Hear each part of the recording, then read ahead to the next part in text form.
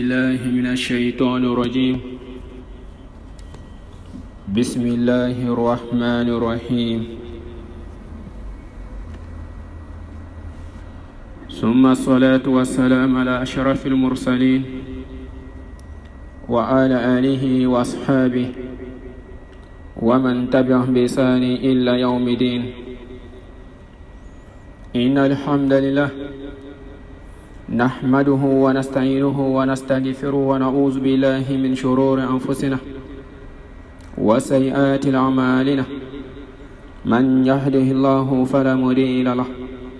ومن يضلل فلا هادي له. وأشهد أن لا إله إلا الله وحده لا شريك له وأشهد أن محمدا عبده ورسوله. يا أيها الذين آمنوا اتقوا الله حق تقاته ولا تموتن إلا وأنتم مسلمون. يا أيها الناس اتقوا ربكم الذي خلقكم من نفس واحدة وخلق منها زوجها وبث منهما رجالا كثيرا ونساء واتقوا الله الذي تساءلون به والأرحام إن الله كان عليكم رقيبا. يا أيها الذين آمنوا اتقوا الله وقولوا قولا سديدا يصلح لكم أعمالكم ويغفر لكم ذنوبكم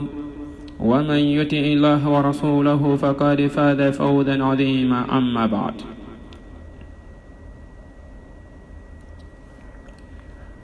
الحمد لله بنعمته تتم الصالحات. رب اشرح لي صدري ويسر لي أمري واحلل عقدة من لساني يفقه قولي.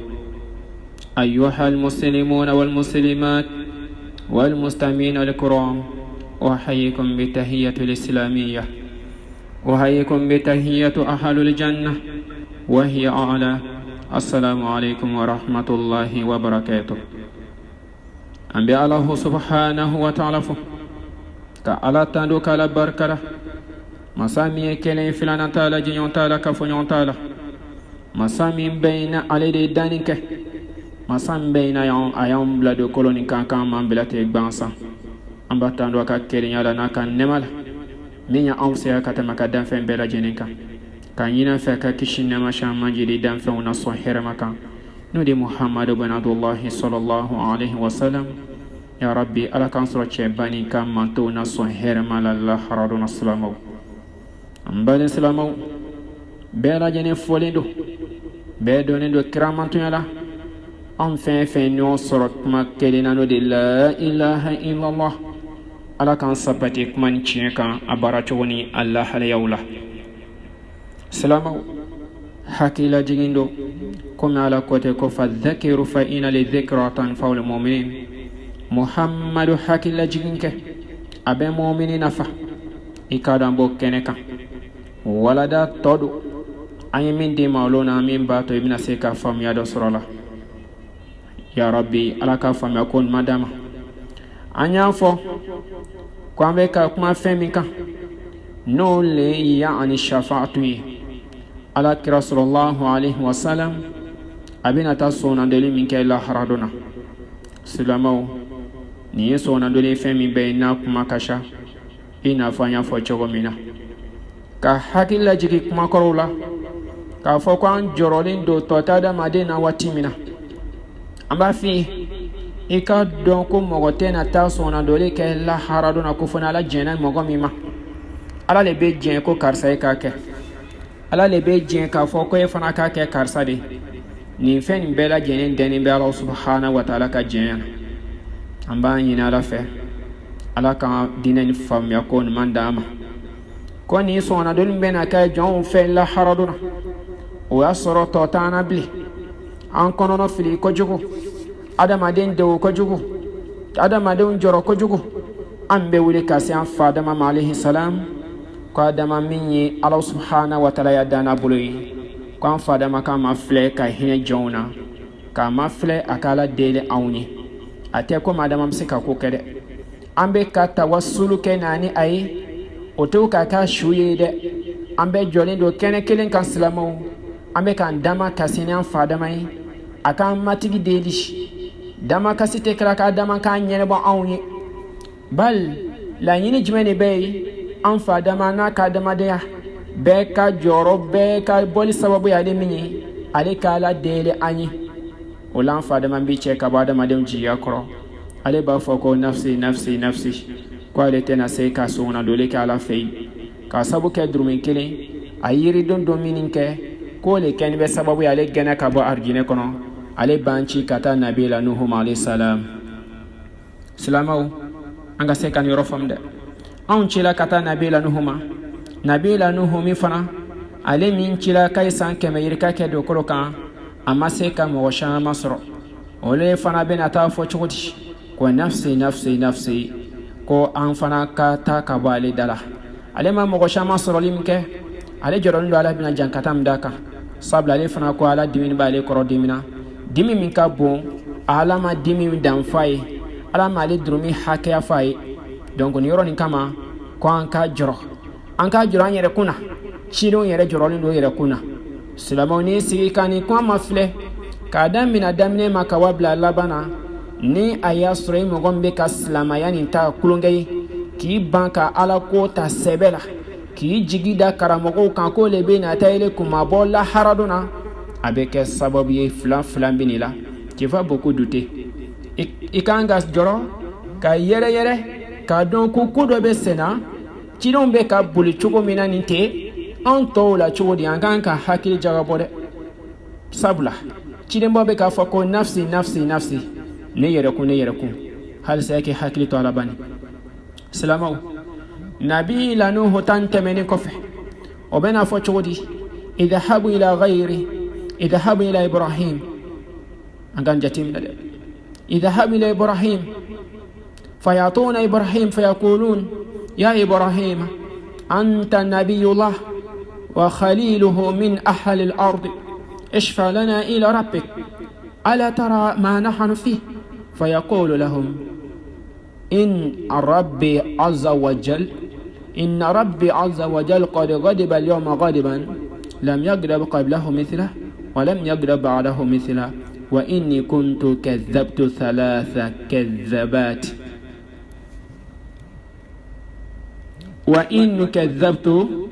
3 كذبات نفسي نفسي نفسي سلامو نيكما كاجنا ساده الله أكبر مع أنها كذبات مباحة أغاني فهم يدي كو كسرة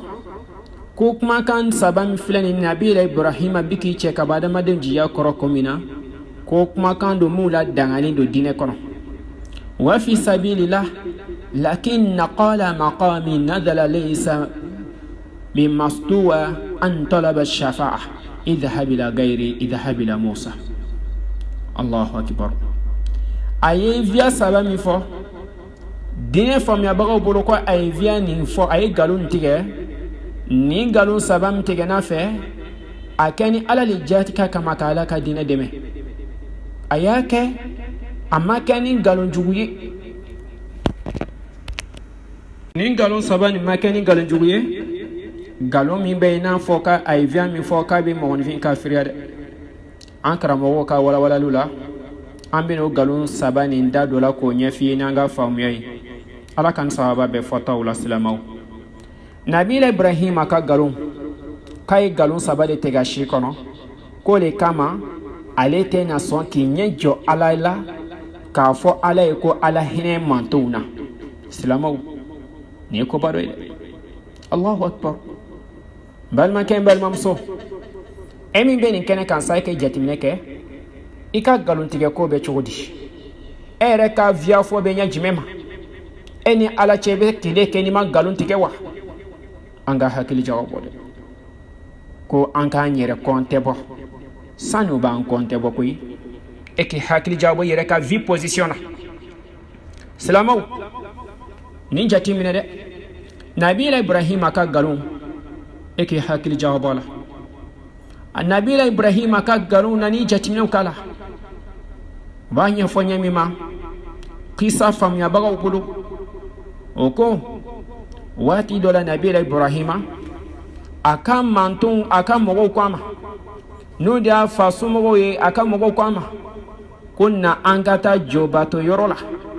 nabila ibrahima ko kale kunkolo be ka dimi. Allahu akbar. Filani gafoya an ka taa joso na a ko k'an man kɛnɛ i ye nkalon tigɛ ka ala ka diinɛ dɛmɛ i ye nkalon tigɛ ka ala ka diinɛ dɛmɛ a y'o nkalon tigɛli min kɛ nin ye a jɔrɔli ne don conséquence la o kama karamɔgɔ ko annaha kadhabati mubahatun ko kuma don kuma nkalon tigɛ kuma don mun ladagalen don diinɛ kɔnɔ wa fi sabilillah a y'a kɛ ala de ka diinɛ nin jatika kama mais ni jɔyɔrɔ nin kama galontigɛ maloya kama galontigɛ conséquence kama via folle durumin kama ale jɔrɔlen don dɛ silamɛw e ka jateminɛ dɔ kɛ karisa an ka taa ala kota kɛ a ko ko non ko ne bɛ siran ala ɲɛ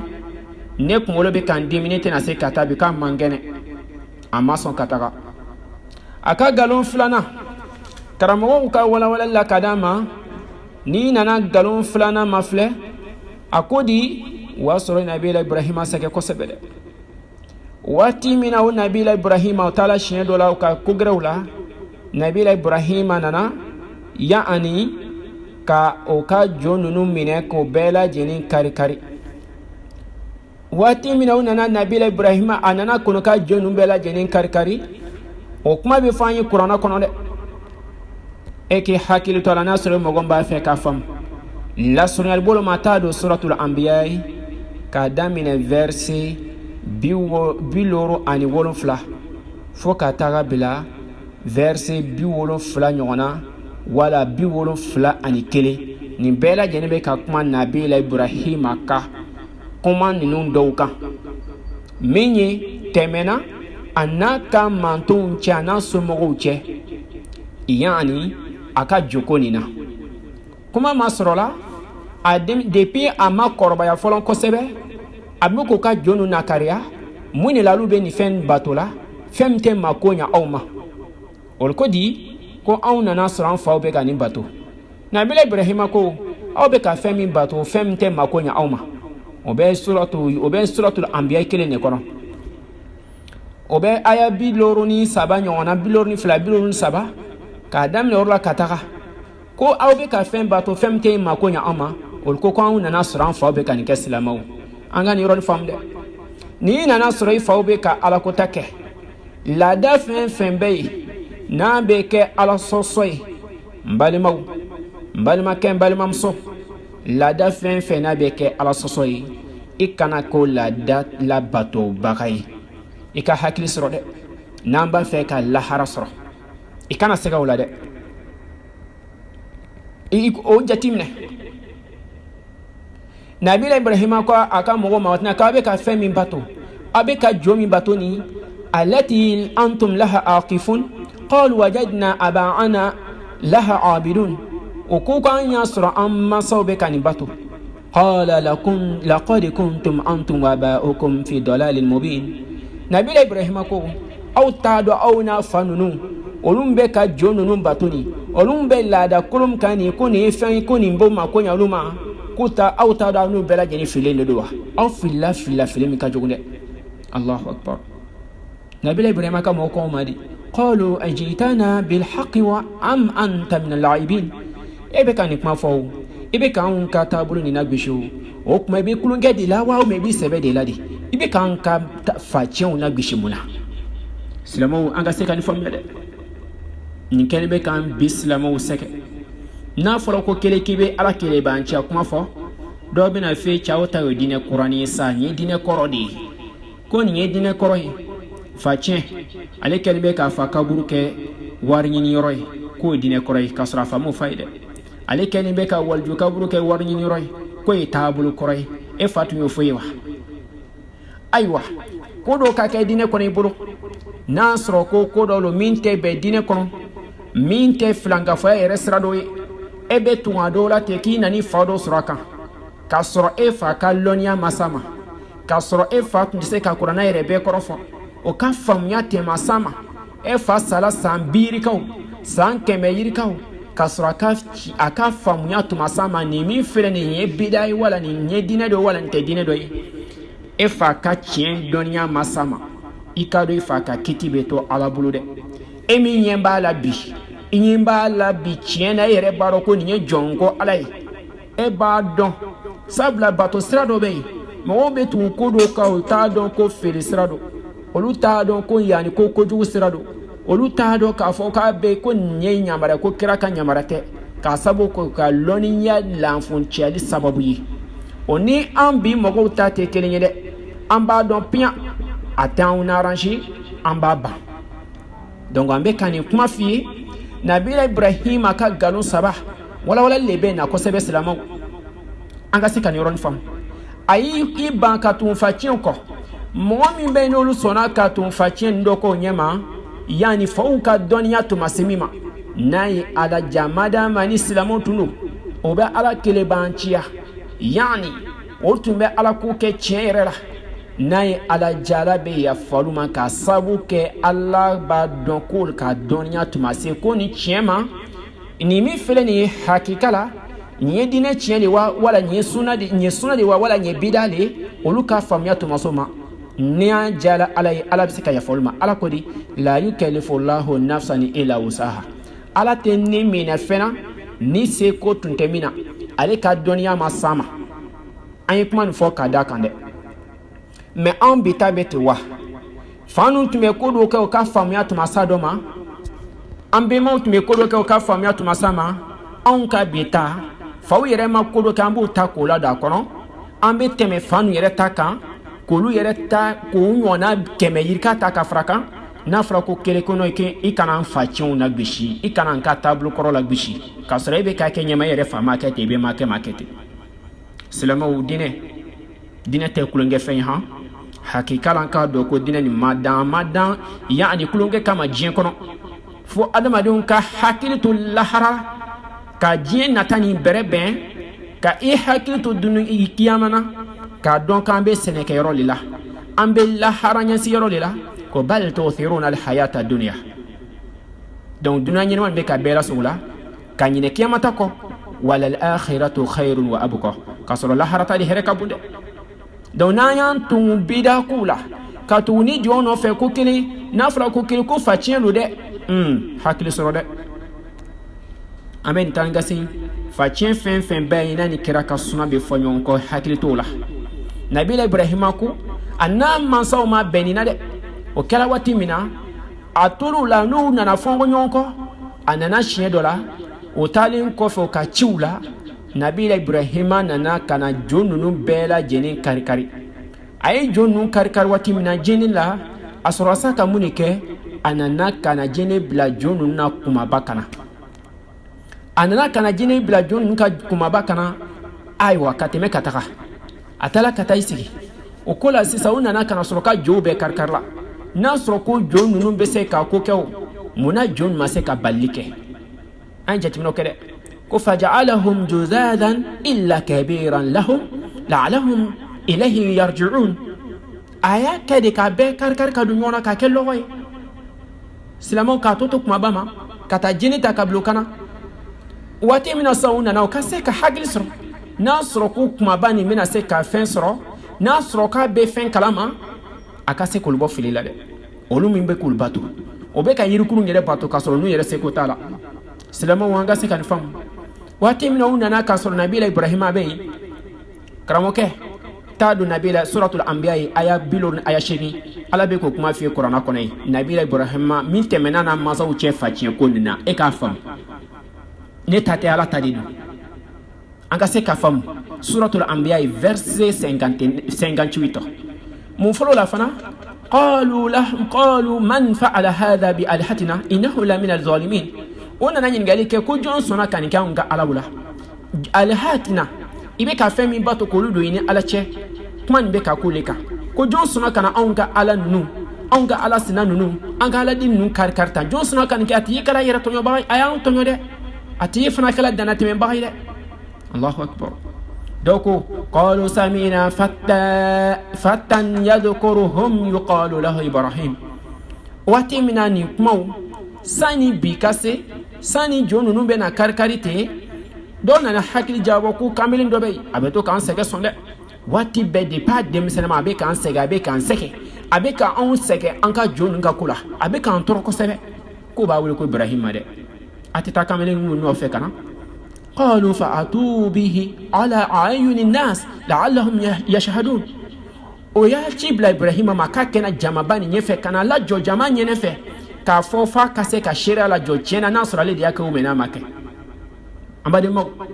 e ka hakili soro ambe ka mi fi ambe ka njetimne dine ba mbulu bi mais dine chien ka dogon ambe an fe bi ni ku ibe kuma o be do sara ka fi me ki wahabiyi na fla ko kele ibe ka nga tabulu la bishi alemi bi tonu kanti wallahi billahi ashama fatuma ke tumna no le rebe ka ke tumna kelinte ni ayin ga ka be ka min ken ko dalaj men ba la qur'ana kono amina fi ko no ko nyanga fa che nyanga tabulu koroi ala kele ban chali kela on fe bi dine kurai akira ka tabulu ka on fe bi dine kurai jatimne ka yanda silamo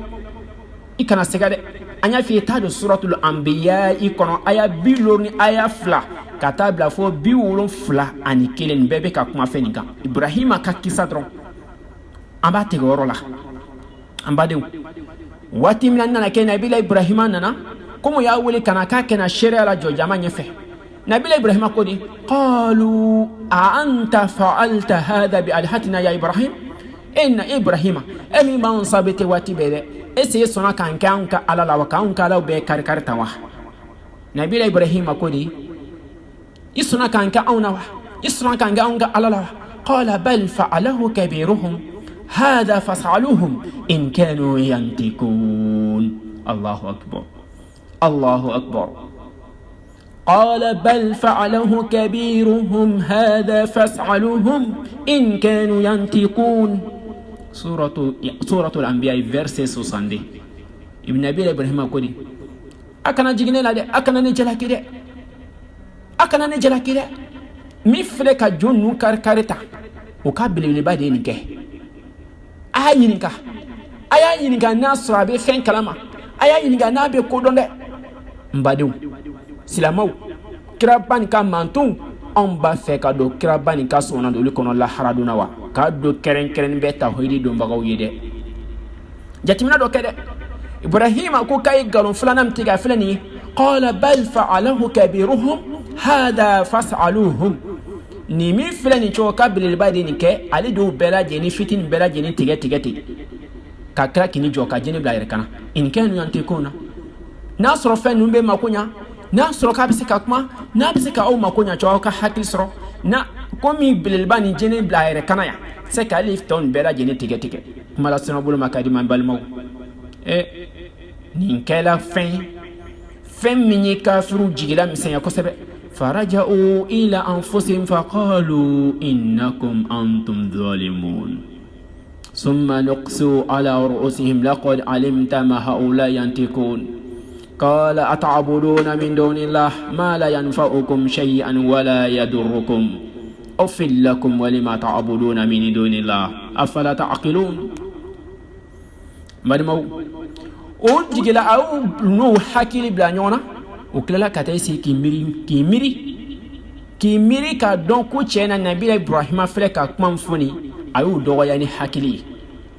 alu do yani hakili nabi Ibrahima yere fana si kafila aw be fen bato fami be na tie makonya ate yelike atisika yere be fen bulu atisika fen bulu atisika makofushnya aw be fen bato fami be no e ala sinai ate makonya awma ate awla na fafena aseka toro wuli ka ba yere kan aseka toro wuli ka ba kan aw ka hakili sorode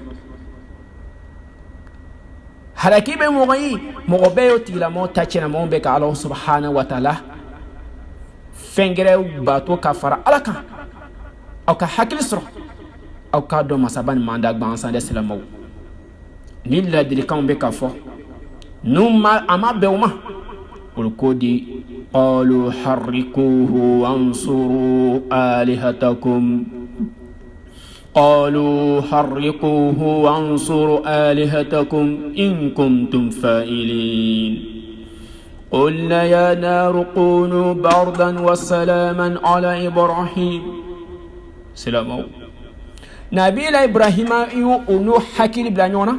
كافو يوبي كافين باتاتي ما كون يفشي يعني الله بنا منا كو أي نبي إبراهيم من كندا o ye tile joli kɛ o bɛ ka lɔgɔw ɲini o ye tile joli kɛ o ye diɲɛ sen ka lɔgɔbaw ɲini ka fara ɲɔgɔn kan ka tila ka tɔnfaran ta nabila ibrahima tellement que tasuma fanga ka bon ibilisa ye o la ɲa ka d'u ma ka hakina d'u ma o k'a ma ko ka nabila ibrahima jeni a ka tiɲɛ kama ne balimaw nabila ibrahima ni o ko k'a bila tasuma kɔnɔ k'olu ka alaw dɛmɛ k'olu ka yani jo min bɛ n'o b'olu don ni ala cɛ ka jo ninnu dɛmɛ o le kɛlen bɛ sababu ye k'olu ka nabila ibrahima jeni allahu akbar ala ko nabila ibrahima tasuma ma ko ibrahim tasuma kɛ nabila ibrahima ye sumafɛn ye i ka tila k'a lakisi an badenw i ka hakili sɔrɔ dɛ i k'a dɔn ko silamɛ ni bada garibun wa sayaudu garibun ko diinɛ daminɛna feeretanya la a bɛ lase feeretanya la dɛ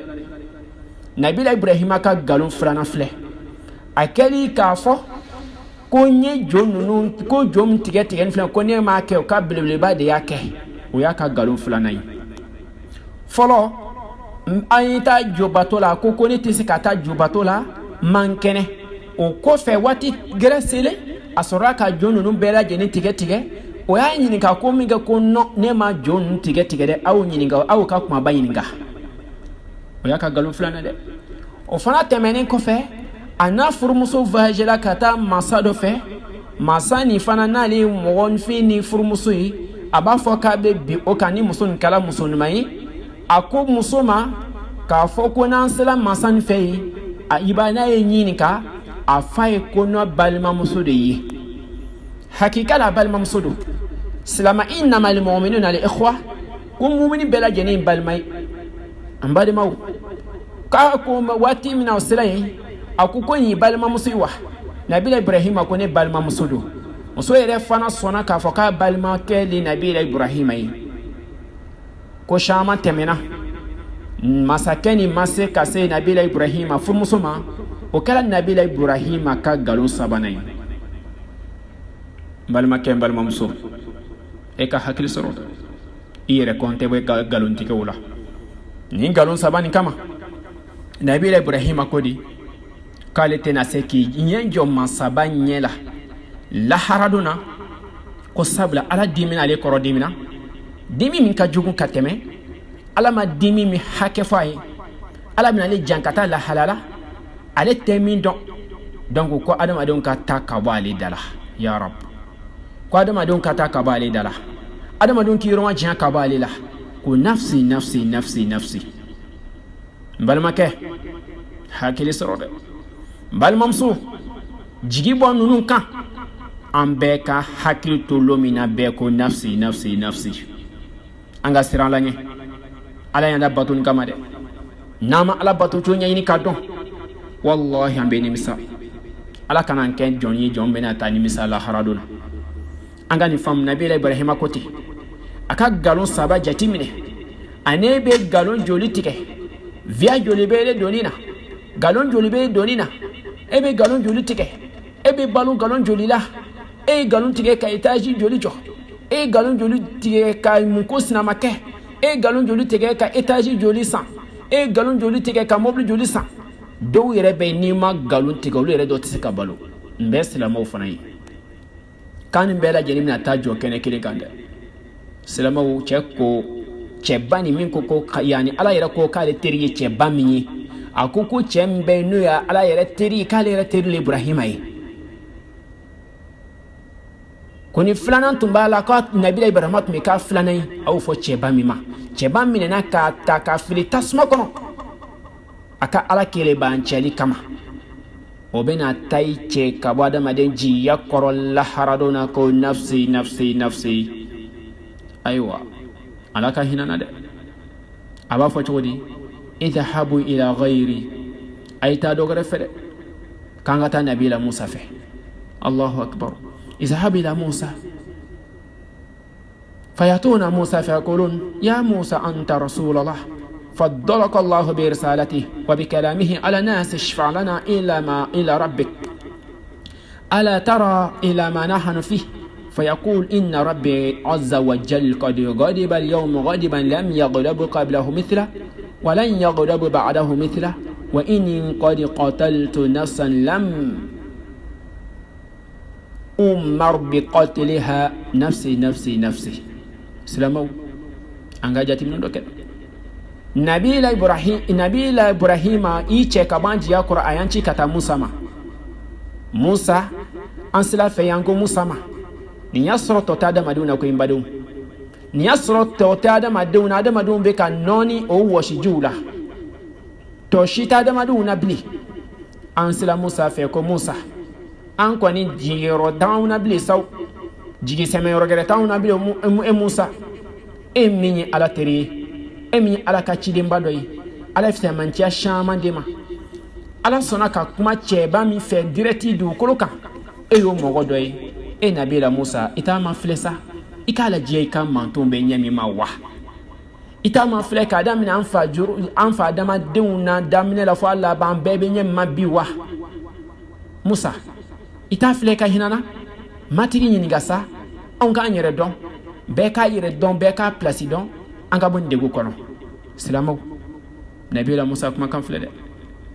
ale fana ko ni ndoni na adama don ki sabali ko sabla alay dimi ka de kono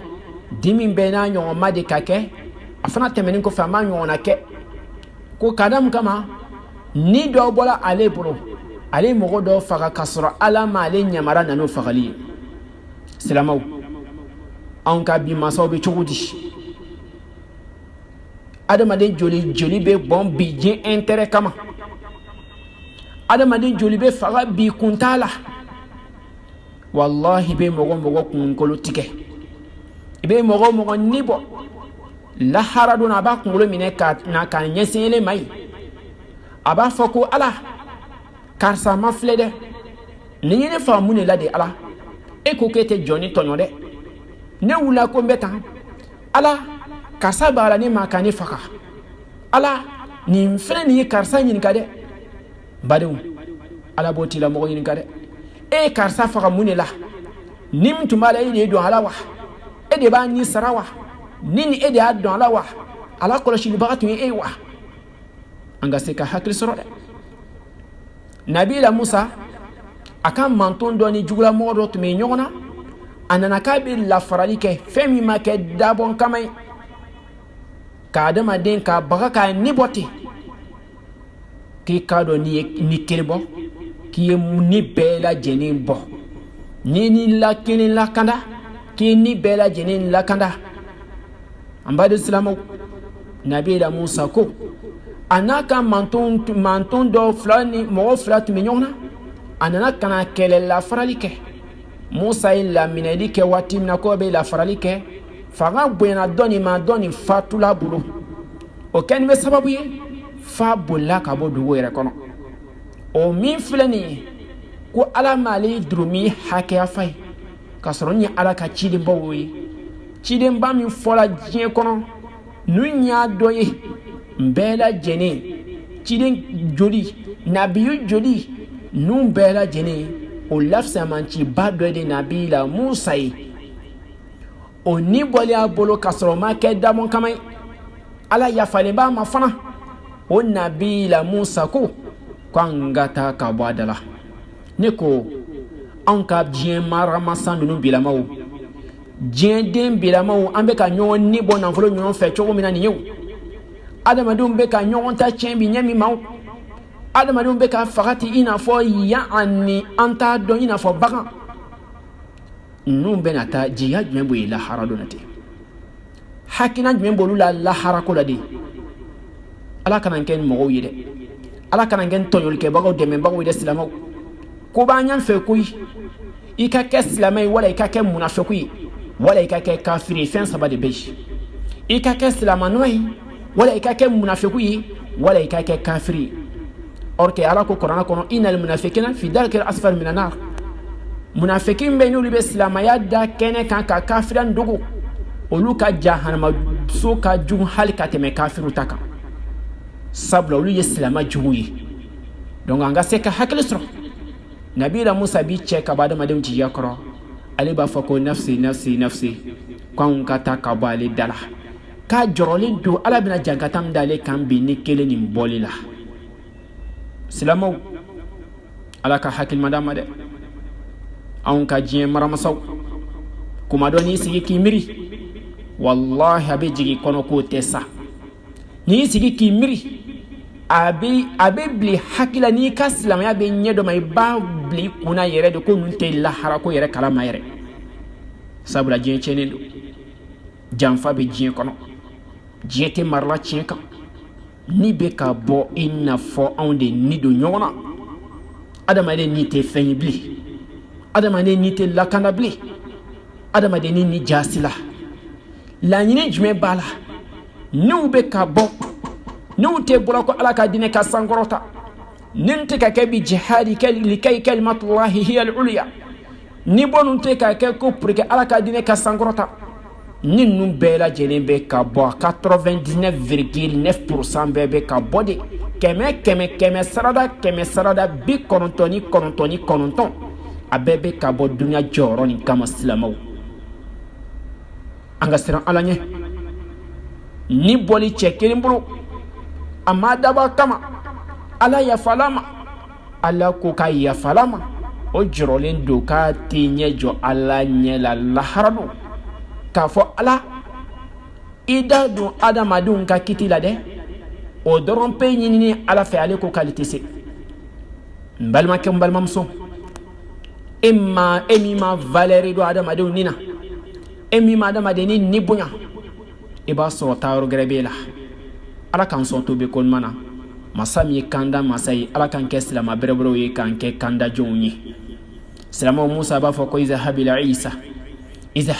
isa k'an ka taa nabi la isa fɛ dɛ n badema silamaw izhabu ila isa buni maryama fayatuna isa fayakulun ya isa anta rasulallah wa kalimatuhu alqaha ila maryama wa ruh min وكلمت الناس في المحل صبيا اشفع لنا إلى ربك ألا ترى إلى ما نحن فيه فيقولون عيسى إن ربي عز وجل قد غضب اليوم غضبا لم يغضب قبله مثله ولن يغضب بعده مثله ولم يذكر ذنبا عيسى ما ذكر أنه أرتكب ذنبا اذهب إلى غيري اذهب إلى محمد صلى الله عليه وسلم فيا عباد الله ni hadisani ka farin dɛ ni bɛ hadisa caman kɔnɔ kitabu kɔnɔ a bɛ hadis kudisi kɔnɔ an b'a jiya ala ka nin k'an ye sababu ɲuman ye an ka se ka tubi ka taa ala ma nabila isa ko di musa ko k'a tɛ se ko an ka ci ka taga na k'a b'an ci ka taa yani isa ma adamadenw b'i sɛnsɛn fana tɔ t'a adamadenw na koyi ko kelen na adamadenw ka surun tɔ t'a adamadenw na bɛɛ bɛ yɛrɛ ɲini na an selen nabila isa ma isa an b'a fɔ ye ko e nabila isa e min ye ala ka jɔn ye masaba ye cili kɛ mɛlɛkɛ la ni ka taa mariyama ma ala subhanahu wa taala ye ni fiyɛ yani fɔɲɔ fiyɛ mariyama na n'o de kɛla den ye an ba mariyama na masaba ye danni kɛ ɲɛ min ma a ka danni cogo sabanan kabanako dɔ e min isa ye bamuso b'i fɛ fatila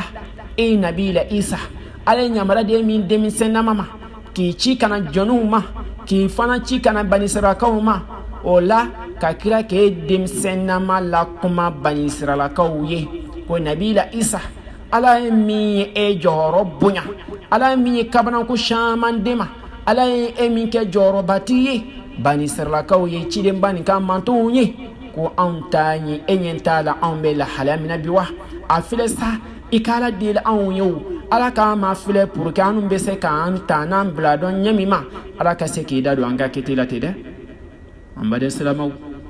isa b'a fɔ cogo di ko an ka sabali an bɛna kuranaya di ma yan i bɛ taa don suratul maida kɔnɔ suratul maida yani ala bɛ ka kuma ye suratul maida o verset laban yɔrɔw la i bɛ jateminɛw kɛ yɔrɔ dɔ la a b'a fɛn yɔrɔ dɔ la o mɔgɔ kafiriyala mɔgɔ min bɛ ko nabila isa yani n'olu ko nabila isa ye ala ye wala nabila isa ye ala ye jateminɛ kɛ o la ala y'o fɔ an ye fɔlɔ suratul maida aya 72 ani aya 2 an ka faamuya kɛ dɛ ayiwa nabila isa ko di ni yoron fen ko Allah subhanahu wa ta'ala hadisa do bo fanyi ko mo ye viami da ale la ale fatulin ko fe wala ale yela ni ko fe sangolo la don ni kuma ni kama Allah bina ta jangata ko ale jorolin do ko Allah bina ta ale jangata karam kama Allah ba fa min ke aya keme ani tani woro suratul maida verset 116 wa idh qala Allah ya Isa ibn Maryam أأنت قلت لناس تخذوني وأمي إلى حين من دون الله قال سبحانك ما يكون لي أن أقول ما ليس لي بحق إن كنت قلته فقد علمته تعلم ما في نفسي ولا أعلم ما في نفسك إنك أنت علام الغيوب ما قلت لهم إلا ما أمرتني به أن اعبدوا الله ربي وربكم وكنتم عليه شهيدا ما دمتم فيهم فلما توفيتني كنت أنت رقيب عليهم وأنت على كل شيء شهيد إن تعذبهم فإنهم عبادك وإن تغفر لهم فإنك أنت العزيز الحكيم. سلامو على كم بس حكي لمنا عليك يا مدونا بيجرولي دو كنكولا ko Allah bina ta Isa yin kaw Allah yin kuma fay ni kuma fe ka fo kira bani ka montunyi emi be ni be na tawlu fe bi ikase ka hakili sara ika donc Allah ka dina ndafalindo suratul maida aya kemeni aya tani woro aya kemeni aya tani wolon fla aya kemeni aya tan ani aya shekin suratul maida Allah bina ta fo ko nabi Isa emi Maryam de eliko adama de unyewa ko ka eni bamusota ka frane kanwa ka au kenni ala snadi wa nabila Isa ba fo ko ala matigi ala sanunya be e alay ne fe amma kene foshila nyamara makeni foshila ne ka foshi fo oliye ne ka foshi la soluma foni min kala kien ne min nyamara dinema ni ayasro ala ne mbe chomna ni ayasro ne dia foliye ko kan ne nimbam sota ka fra e alaka kaunke ala dinye kaunke ala sinai do era ko ala yeredo ko ni ayasro on nyofo ke e ala de ba donde slamo ko e masa rahmani e masa femi bene diskuna femi bene kono ne mina se ebo don femi be e ala kono femi be e ala hakilila ni ala to donde Allahu akbar emi masa rahmani e masa mi be ko dogolen be la jenindo suratul maida verset 116 mbadum ebe mu foni ko febli halisani dine dati banin silama do be chu la te ko don balia ata yere ka dine do ka be kele ni be silama wi de ka be kele alay joro dima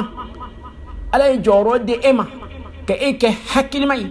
ere fana sona ki sona silama yani ma halsa ko ke tawtai ko nta nya yere di be silama do ide ala kan ga dine fami ko madama nabi la Isa ba fola ko alani aya sorone ya fo ma qultu lahum illa ma amartani bi ko ne ma foshi foyi min nyamara dine made o muye ani a'budu Allah rabbi wa rabbakum aw niti ala anauti ala de batu Isa ma foroshi Isa alayhi salam Jésus Christ au d'après eux-mêmes ama foroshi kale alay akodi a'budu Allah aka ala batu wa rabbi wa rabbukum netigi mi alay alam ye netigi anautigi ambela je netigi ala kelemi kwanka batu ambeka je ka batu ko ale de kuma kana sulma ako ala netimo chela watimi ere bado nyende lase ne fana ye ne bo chela watimina ne bolu chela watimina ere ba don femi be otume minke eko ne kofe o ya modifier ka ke nyamima ni bela jeni latigel masade e alay e de sharia yulkan ka foko ni foshima do ko e alade ka donc ala beta jon ka sharia la jo irela ni kuma kan min bɛ ni mun bɛ k'a fɔ ko Isa de y'a fɔ tan mun de ko Isa yɛrɛ de ka yamaruya don k'a fɔ ko Isa ko ale de Ala ye donc ka taa seereya la jɔlu yɛrɛ kan Isa k'a fɔ k'ale b'a yɛrɛ ɲini lahara don na ni kumakan nin kama Isa b'a fɔ ko ale tɛ se k'ale jɔrɔlen don a kunko la lahara don na silamɛw kɔsegin dɔɔni o suran kelen kɔnɔ verset 72 Ala ko di laqad kafara alladhina qalu inna Allaha huwa al-masih ibn Maryama ko mɔgɔ kafiriyala min ko Masih ibn Maryama n'o de Nabi Isa ye ko Ala don jatimina dɔ kɛ ko Nabi Isa ma kɛ fosi wa qala al-masih ya bani Isra'ila abudu Allaha rabbi wa rabbakum ko Nabi Isa k'a min fɔ aw bani Israilakaw a ma fɔ ko aw Africains dɛ a ma fɔ aw Mandenkokaw dɛ a ma fɔ ko aw Européens dɛ a ma fɔ ko aw Asiatiques dɛ a ko ya bani Isra'ila abudu Allaha rabbi wa rabbakum aw ka ne tigi Ala bato n'aw tigi Ala innahu man yushriku billahi faqad harama Allahu alayhi al-janna wa mawahu nar wa ma lidh-dhalimina min ansar ko mɔgɔ ni ye fila k'a fɔ Ala ma k'i ka dɔn ko Ala subhanahu wa ta'ala ka nɛma n'o ye Ala ka laginɛ ko haramuyalen bɛ e ma ko tɔɲɔlikɛbagaw fila k'a fɔ bagaw Ala ma mun bɛ Ala ka dan sago k'olu tɛna dɛmɛba ka sɔrɔ lahara don na ɲɛsin ma silamɛw ni sala k'i to filankafoya la k'i k'a dɔn ko sɔnandoli tɛna se ka mako fo siɲɛ i ma suratul maïda verset 72 jateminɛ dɔ kɛ dɛ nin bɛɛ lajɛlen ta Isa ko di in tu'adhibuhum fa innahum ibadak n'a yi Ala ja in tu'adhibuhum fa innahum ibaduk n'a yi ja Ala u jankata dɛ na Ala do ko mɔgɔ kafiriyala min ko Nabi Isa ye Ala ye wala ko Isa ye Ala den ye est-ce que Ala b'u la kisi wa an ka se ka hakili sɔrɔ dɛ ko n'a ye Ala ja i ka hinɛw la n'a ye Ala ja u jankata i ka jɔnw don e masa min ye k'i tɛ tigɛ masa ye fɛn bɛɛ lajɛlen la wasa masa ye masa belebeleba ni an baden silamɛw ni kumaba nin kama Isa ko k'ale tɛna se k'i jɔ adamadenw jigiya kɔrɔ lahara don na e min silamɛw bɛ bi halisa i ma sɔn i yɛrɛ ye i dalen t'i yɛrɛ la i ma sɔn i yɛrɛ ye i bɛ ka nata mɔgɔw nɔfɛ ten e hakili t'i ka diinɛ na e yɛrɛ t'i ka diinɛ na ayiwa halisa anw jigi dalen bɛ mɔgɔw kan ni Ala ka cɛbaw ye dɛ ni kumakanba nin kama ko Isa ye Ala ye min ɲɔɲalen bɛ bi ni silamɛw yɛrɛ dɔ ko tiɲɛ don cɔ an badenw donc Isa bɛ ni cɛ ka bɔ adamaden jigiya kɔrɔ lahara don na an y'a f'i ye a verset filɛ nin kuranna kɔnɔ dɛ ni ma ko b'a kumakan na ɲɛ min ma verset suratul maïda au page laban de verset 116 ka taa bila fɔ a ye suran labanw na bɛɛ bɛ ka kuma nin kɔɲɛw kan an baden silamɛw nin walada a bɛ na ka sariya 31 waladaw la an t'o kan mais ka yirila a bɛ na kɔnɔ mun na Isa min bɛ na taa fɔ lahara don na ko jɔn Ala bɛ na taa fɔ min kɛ k'ele ko jɔnw ma ko o ka e ni i bamuso fara ne kan wa o kumakan nin kelen kama Isa ko k'ale tɛna se ka intervention kɛ k'a ta Ala fɛ yen ale tɛna se ka sɔnandoli kɛ Ala fɛ yen Ala ka hinɛ jɔnw na nin kama ale maloyalen don Ala ma jɔrɔlen don Ala bɛna jankata min da ale kan nin kumakan nin kama n badenw Isa b'a fɔ idhahabu ila Muhammad Isa b'a fɔ ko nafsi nafsi ne yɛrɛ kun dɛ an baden an silamɛw an ka siran lɔnni ye koyi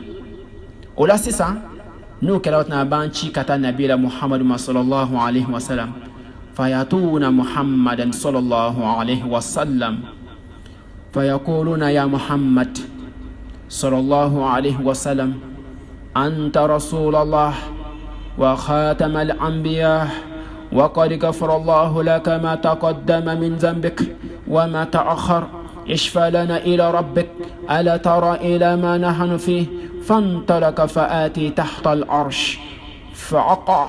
ساجدا لربه عز وجل ثم يفتح الله علي من محامده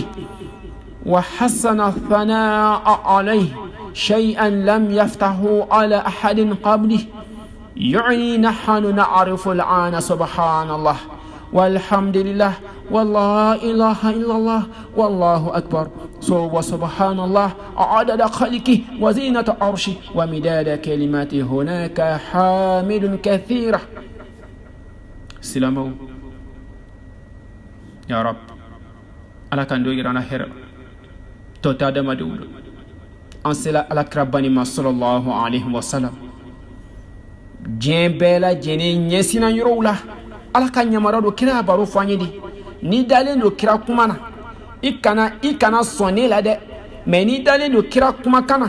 ala kuma kani do kala sima sabla wama yantiku anil hawa kira tunde kumana kun fede nyamara tumi da makala si don ne be ka wala dala segi iye muna fa ina li dhikratan fal mu'minin ko hakila jigi abe mu'minina fa adabul bole kama adama dun keni ka sekra manya jansa ka fo ke de chidin lab yani ede laban ede nyemogo yani ala yi cheba mi drumu bela jeni yafa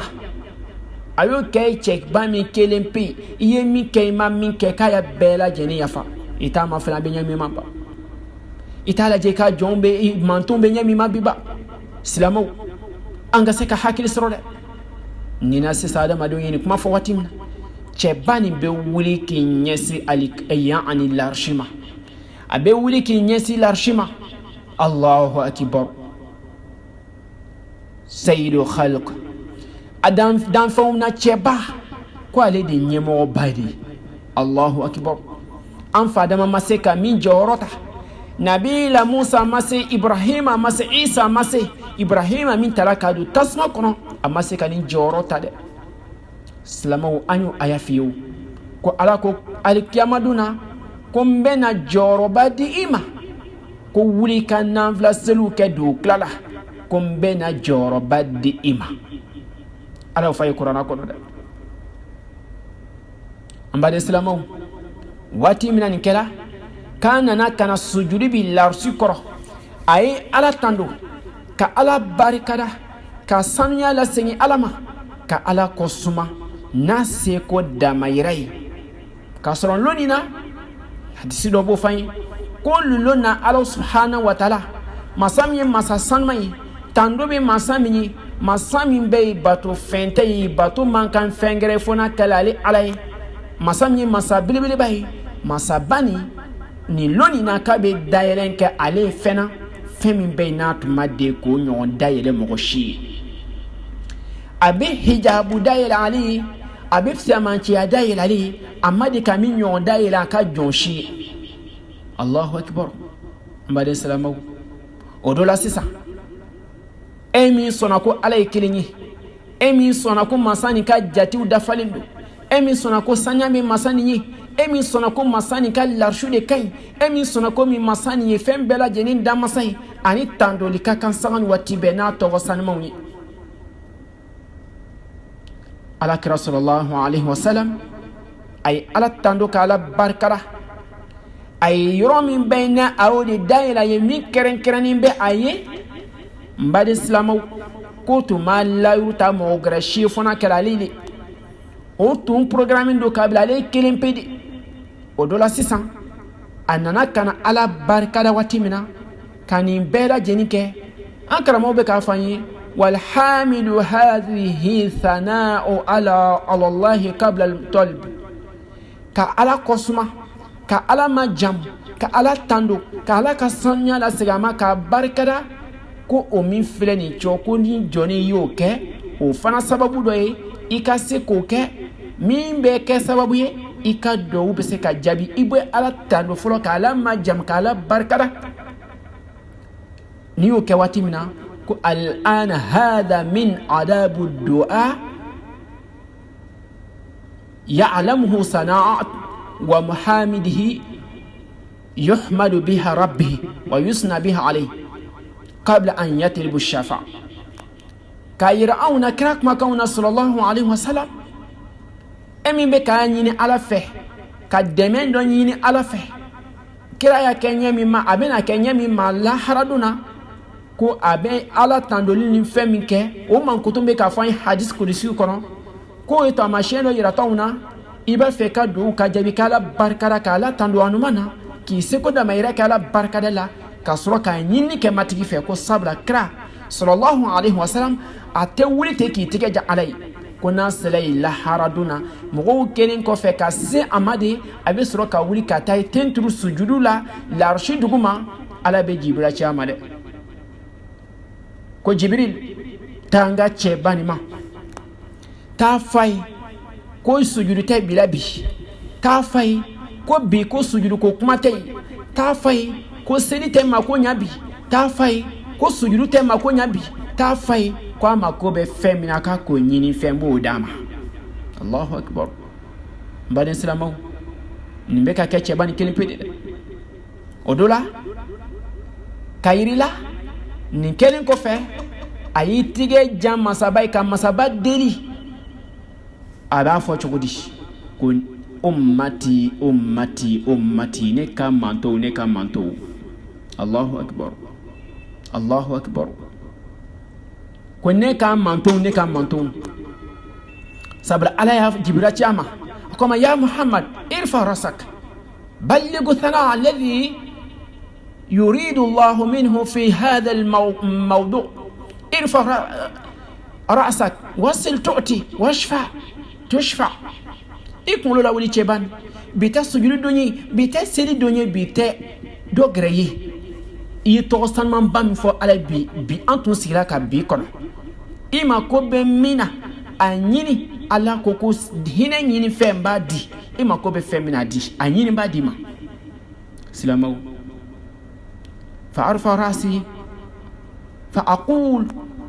أمتي أمتي يا رب أمتي يا رب أمتي يا رب على كوكو نيم أبا فري كو على نكا مانتو نكا مانتو نكا مانتو سلامو أنت هكذا سربا كما على كوكورانا كنو لقد جاءكم رسول من أنفسكم عزيز عليه ما عنيتم حريص عليكم بالمؤمنين رؤوف رحيم إما علي أرابو لجا كم تشبان دومان أرابو كيرين كما كرابان كما أنتم بلدو كو بوني كلا أو يرى لا تشيدنا أو كراشو أبان حاشم كو أو يرى كوندو أصمغا بين موام كان لا دريادون تشبادو علي جوربا داما دنيا كنو جوربا فنابين داما لحرا min ka kilenya sabatile ni du o bena take hine fenyi mumuni ni lahara duna nanga se kan famde abina take hine fe awni o ya ka suna duli ron ka dama da islam anga se kan yoro fam ala be ko fa qur'ana kono suratu tauba aya kemeni aya mugani aya sheki ay dama kasini alai ayi ala tando min kɛ k'ala barikada ko n ka manton na n ka manton o dɔ la sisan ala b'a fɔ ye ko ya muhammad udkhul min ummatik man la hisab alayhim min abwabil ayman min abwabil janna wa hum shuraka nas fi ma siwa dhalik min abwab إذا الباب الأيمن هذا مخصوص الأمة محمد صلى الله عليه وسلم وندخل من الأبواب الأخرى مع بقية الأمم من الموحدين الذين يدخلون الجنة طائفة العولة الذين لا حساب عليهم أول الناس يدخل الجنة دفع الأولى سلامو أكاني سونان دولو كوفه على بسرعة كان يمرد ماكو محمد إكام مانتونا كونت بولتي ميو يفيو بايني في كولو تايكو لدو أرجيني بوندا في مين بكين بولان فانفيد الله أكبر ويجوني جورو بابي موني lahara dona silamaw o kɛrɛnkɛrɛnnen ne bɛ cɛba nin ka mantonw ye babul ayman o de bɛ na o kɛrɛnkɛrɛn bɛ cɛba nin ka manton ye ko cɛ gɛrɛ tɛ don kɔnɔ manton cilen gɛrɛ si ka manton tɛ don kɔnɔ fiyewu ko fɔ n'a kɛra kiraba nin ka manton ye anw b'a fɛ ka don yen an t'an cɛsiri an ka sɔrɔ mɔgɔ la mɔgɔ bɛ ko la hisaba alayhim ko kɔn tɛ bɔ tɛ sɔrɔ a ka manton min ye dɛ anw ka diinɛ ko bɛ cogo di anw ka diinɛ ko bɛ cogo di silamɛw ni kuma bɛ bukari kɔnɔ yarabi ala ka faamuya ko ɲuman d'a ma kira kuma nkutu caman fɔ a ye danfara dɔ yira ka bɔ yen ka taga yen mɔgɔ min kan ka don a kɔnɔ k'a b'o de bɔ hadith qudsi la Bukhari ka numéro 4712 Bukhari ka kitabu kono hadisan numéro be boma ni mogo makobe anyayina anga se ka hakili soro ka do ko ba no fe anga don ko fendo be ni be ke dun jumena lomina ni tote adama dona de ni sona doliye be no le be ke keren na fro o ko fe islamo be do be do jahannama kono nyamara fana be di ka kata nyamaria ke ka do fana labo olu be na ala deli fana mo be soro fana be deli ke olu do be bo jahannama kono kira kam mantun shama be bo jahannama kono ka sabu ke aka sona doliye mbaden islamo alikiyama dona aka sona doli kama mantun shama be bo jahannama kono ikado ni bete mani kofe anya fie qur'ana kono ko mogobe na sona doli ke ala be mi undon anga se ka hakili do sorole o kama sona doli ke baga ala de bo don mo shite na se kata sona doli ke la haraduna ko funi ala jena mogo mi ma donc ikado emi banindo chaibaw bana masisa kadam na anfa damana kana beya ka drumu fo olu jorole be mina ani ebe la halaya mina ekira konte bora ekira jatimine ibe nyami ma ibe hakil soro min ba don kangi tani blado donc islamaw nimbe na take moyi ala krabi ni sallallahu alaihi wasallam abin sona dulu ka be she dama ke akam mantun shama bedo arjine kono saratu temero la abina sona dulu ke moyi akam mantun shama be kishi aka sona dulu kama o jonyi musona katumukira bani kanya maria ko sallallahu alaihi wasallam kama yodi fide wa min al-layli fatahajjad bihi nafilatan lak asa an nab'athaka rabbuka maqaman mahmuda wikawli shufe ika shufe silu shaya ika nafila silu shaya niyuke mbe joro badima mbe joro dima femini joro barkali femi be ni oye tandoli joro ni ka manton be sawayla la haraduna na adama den yere bela jeni be sona doli soro ika joro la ni nyon tedi chegere shi mambari hakika la ngase ka feno fam ni yoro ni na ni bela jeni temena anya fiye kala ko qur'ana kono man dha allazi yashfa'u indahu illa bi izni suratul bakara verset 255 komo mo chita mi bena seka sona doli ke mi bena seka no yalda ke fufuni ala jena mo mi anga se kan fomde sona don do be makonya jonyi mun sona ka ke ala kele banchia mo be ne konin tabara de menyi kaburu fe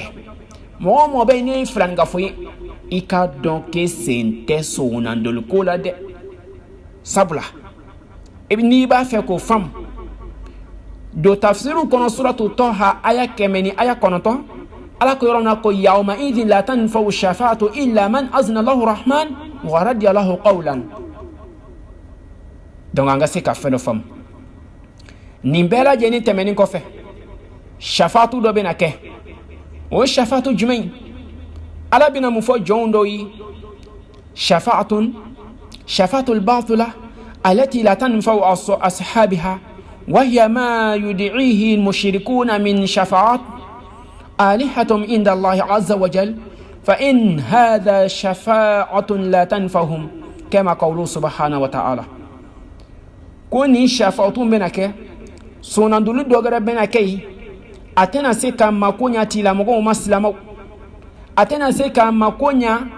مغو جموما kumumbe ka fengira wili ka fara Allah subhanahu wa ta'ala ka inna fa nabila ibrahim naka mantumbe nyemma mo gomi sonaka ifa kaburuke demeni ni roy jigi dalimbe fendoka samiru tigi mbe ka jine do bato min do be ka walju to do bato min do be ka jine to do bato ko le bonya kama ibe ko fara ala le kan min ko ko waljudo an mun bani be ala ko mabbi kan jigida ko sheiku sinama an ga se ka hakil soro wallahi sheiku bina yare la haraduna de ala bato tugun karamogo ko munye ala ka soroli sira sababu mai karamogo ko yirila karamogo ka don ko ala kan ka bato chugumina akole yira ila muni selike chugi muni ala la soro chugi muni jaga bo chugi muni dine ke chugun mai karamogo ko yira ila mogo kan ka tugun karamogo ko ni kama menan tuna karamogo ko di ko karamogo le bena tan kuma bol la haraduna wallahi karamogon tena se kallo la haraduna sabla be joron da yare kun ko la folo silamaw cidum banin do chogumina ni kilo ka responsabilité la karamoken mena mo fola la haraduna te hakil soro ko mogo min be no luka olu tun jigi dale me fengre kan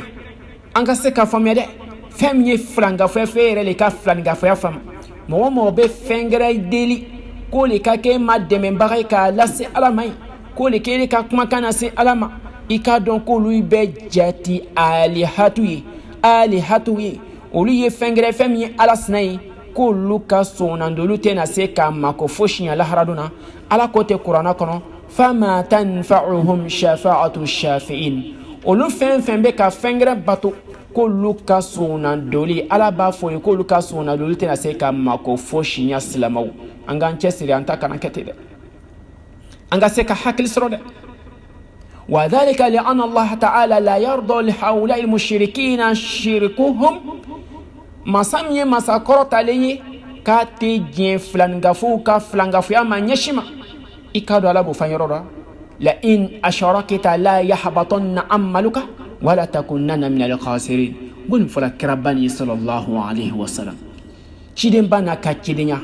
كونا فلاك كفو ألاما ko ala baka bara bebi flanga fuya mu fendi ka fendo do ini ala che ko ni fens na mani ni bonya kama ni fens na mani obe sekura ni fens na mani barka li benina ninka ke sababu ala ka nyerebo